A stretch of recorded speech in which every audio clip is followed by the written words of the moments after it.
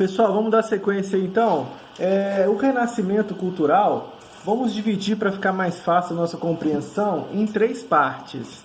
O renascimento artístico, o renascimento cultural e o renascimento científico, certo? O renascimento artístico, os principais personagens que vão surgir nesse período vai ser o Michelangelo, Leonardo, Donatello e Rafael. Aí você vai se perguntar, nossa professor, esses nomes aí são os tartarugas ninja. Realmente os desenhos Tartarugas Ninja se inspira nesses artistas do Renascimento. Tanto Michelangelo, Leonardo, Donatello e Rafael são um dos principais artistas desse período na parte do Renascimento artístico. Marcado, gente, esse Renascimento artístico vai ser marcado pelo uso das cores, um colorido muito forte, um equilíbrio nas proporções das cores. Rafael utiliza muito isso em suas obras, onde você percebe um equilíbrio das cores, das proporções, e também, repare na imagem, a perspectiva e a tridimensionalidade é muito vidente, é muito claro nas suas obras. E também utiliza-se o estudo da anatomia. Não sei se a imagem está bem interessante para ver. Está focado? Repare a fisionomia da Mona Lisa, a imagem da Santa Ceia. Os corpos são muito bem desenhados. Isso é uma característica do Renascimento artístico, onde mostra uma perspectiva ampla da imagem, dos desenhos, e também uma tridimensionalidade. Tem que usar óculos 3D para poder ver as pinturas? Não. A tridimensionalidade mostra que a imagem ela tem é mais robusta, tem profundidade, tem ângulo. Então ela é um desenho, uma pintura muito mais elaborada. No Renascimento cultural, temos aí o pioneiro do Renascimento cultural, Alighieri Dante. Dante, ele faz um livro chamado A Divina Comédia. Ele é pioneiro nessa parte do Renascimento cultural. A Divina Comédia é um livro que conta a história de um personagem que vai viver entre o céu, o inferno e o purgatório. É uma história muito interessante, e o mais marcante disso é que é escrito em italiano, na língua nacional, saindo fora do latim, que era a língua oficial que a igreja utilizava. Temos também uma sátira aos costumes medievais na figura de Dom Quixote. Cervantes escreve o livro Dom Quixote, que conta a história. Dom Quixote é escrito por Cervantes e é português, feito também na língua portuguesa, na sua língua nacional. Dom Quixote conta a história de um nobre, meio maluco, né, que tem seu fiel escudeiro Sancho Panza. Ele é apaixonado por uma prostituta que se chama Dulcinea. É um nobre meio caduco que sai atrás de moinhos de vento dizendo que são dragões. Então, uma sátira, uma crítica à Idade Média e aos costumes medievais.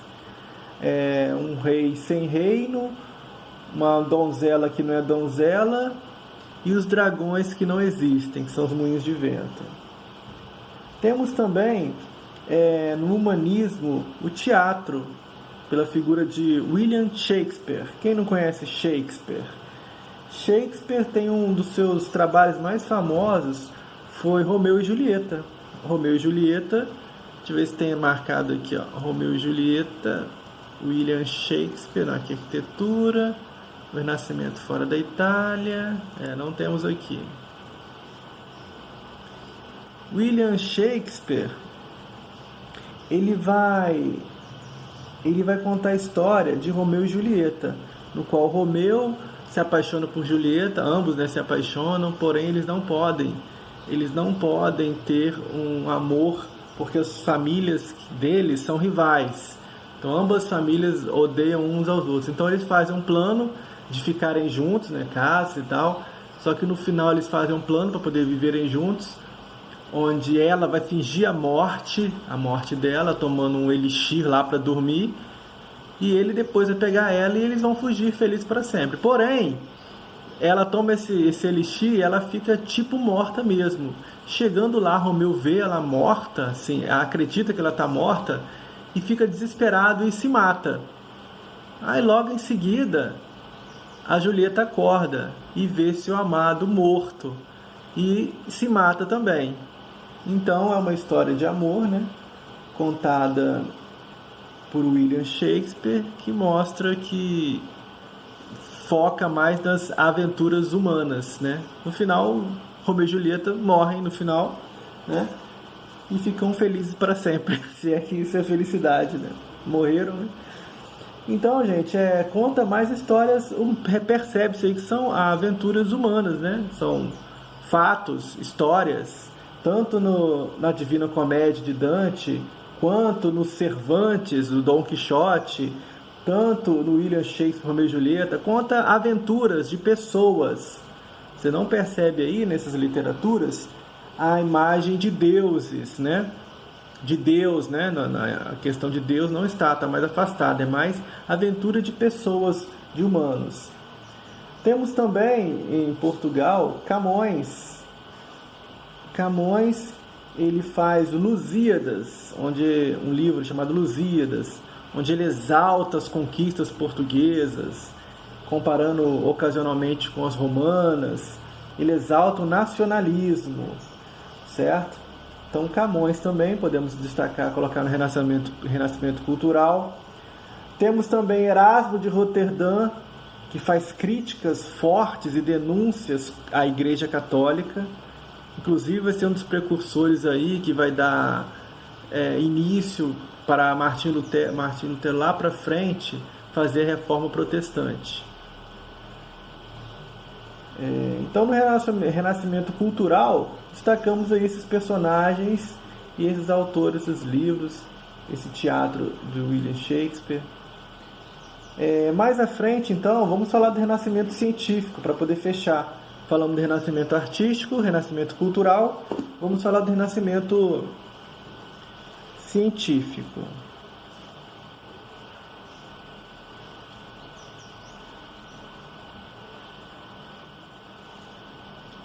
O renascimento científico, pessoal, ele conta, né, vamos colocar assim, que mesmo nesse período onde a igreja monopolizava o conhecimento, existiam pessoas que estudavam anatomia humana, e mesmo a igreja condenando essa atitude. Temos aí Harvey e Miguel de Cervet. Mesmo sem se conhecer, eles estudavam o corpo humano, principalmente a circulação do sangue. Miguel de Cervet, ele ia no cemitério, roubava cadáver para poder estudar como funcionava a circulação do sangue dentro do corpo, né? Uma coisa que era proibida pela igreja. Sabemos que no Egito Antigo tinha um conhecimento profundo da medicina. Já no início já tinha um conhecimento sobre a medicina, como é que funcionavam as partes internas do corpo. Só que isso tudo se vai parar no período da Idade Média e vai voltar agora com o Renascimento, século 14, 15, 16. Por isso, renascimento, o resgate à cultura do passado, greco-romana. Podemos destacar também o heliocentrismo, né? Copérnico e depois Galileu vão acreditar no heliocentrismo. O que é o heliocentrismo? Onde o Sol está no centro do universo e os planetas giram em torno do Sol. De certa forma, é o que está mais correto. Antes, não se acreditava nisso, acreditava que o homem que está na Terra era o centro de tudo, certo? Onde a Terra ficava fixa e os planetas giravam em torno da Terra. Mas tanto Galileu como Copérnico provam que o heliocentrismo é o correto. O Sol que está no centro e os planetas giram em volta do Sol. Temos também aí, no Renascimento científico, o cara do Renascimento, Leonardo da Vinci. Leonardo da Vinci vai se destacar também no artístico, mas também no científico, porque ele era um homem multifacetado, ele fazia tudo, ele fazia máquinas, submarino, as pinturas, inventou máquina de voar, estudava sobre a anatomia humana, ele tinha um estudo sobre o desenvolvimento do útero, como é que nascia a vida dentro do útero, né? E também, nesses estudos, ele fez o homem de Vitruviano. O que é o homem de Vitruviano? Vitruvius era um matemático romano que falava que existia uma divina proporção no ser humano. Então, o homem vitruviano era um homem que o Da Vinci fez um desenho com as medidas da proporção do homem ideal, fez as medidas e proporções ideais.